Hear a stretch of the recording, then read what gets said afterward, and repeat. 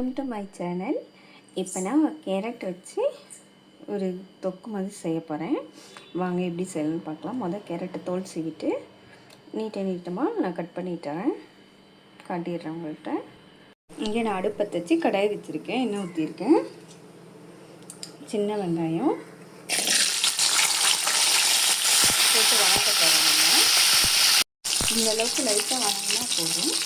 நான் கேரட்டை இந்த மாதிரி சிம்பிளாக வச்சுருக்கேன், அதையும் ஆட் பண்ணிட்டேன். 2 பச்சை மிளகாய், அப்புறம் இதுக்கு தேவையான அளவு இதில் கொஞ்சம் லைட்டாக வணக்கிட்டு எண்ணெயில் தண்ணி ஊற்றி நல்லா வேக விடணும். நல்லா வேகட்டும், தண்ணி ஊற்றி வேக விடணும். இங்கே மிக்ஸி ஜாரில் நான் தேங்காய் எடுத்துருக்கேன், அது கூட கொஞ்சமாக ஜீரகம், கொஞ்சமாக மஞ்சள்தூள்,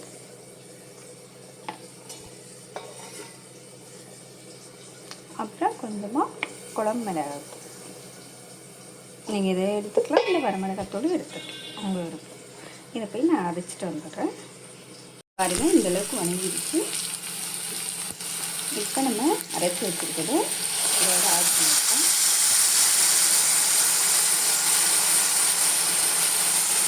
இது கூட நான் தண்ணி சேர்த்து கொஞ்சம் ஆட் பண்ணியிருக்கேன். பாருங்கள், இந்தளவுக்கு நான் தண்ணி சேர்த்துருக்கேன். அவ்வளோதான். இது நல்லா கொதித்து வரட்டும். உப்பு நம்ம ஃபஸ்ட்டே ஆட் பண்ணியிருக்கோம், அதனால் பார்த்துட்டு ஆட் பண்ணிக்கலாம். பாருங்கள், இந்தளவுக்கு கொதிச்சதுக்கப்புறம் இது கூட ஃப்ரெஷ்ஷான தயிர், புளிக்கக்கூடாது,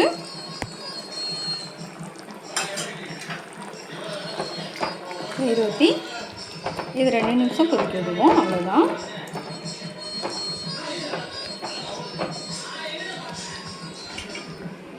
வச்சு இதுக்கு ஒரு நான் தாளிப்பு கொடுத்துருக்கேன். கடுகு, கருவேப்பிலை, வரமிளகாய், அவ்வளோதான். இதையும் கொட்டிட்டு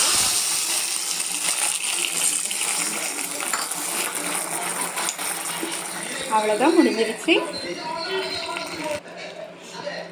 இப்போ அடுப்பு ஆஃப் பண்ணிடுங்க. அவ்வளோதான். சாதத்தோடு வச்சு சாப்பிட அவ்வளோ டேஸ்ட்டாக இருக்கும். நீங்கள் சப்பாத்தி, தோசை இது கூட வச்சு சாப்பிட்லாம், அவ்வளோ டேஸ்ட்டாக இருக்கும். நீங்களும் ட்ரை பண்ணி பாருங்கள். ட்ரை பண்ணி பார்த்துட்டு எனக்கு லைக் பண்ணுங்கள், ஷேர் பண்ணுங்கள். Thank you guys.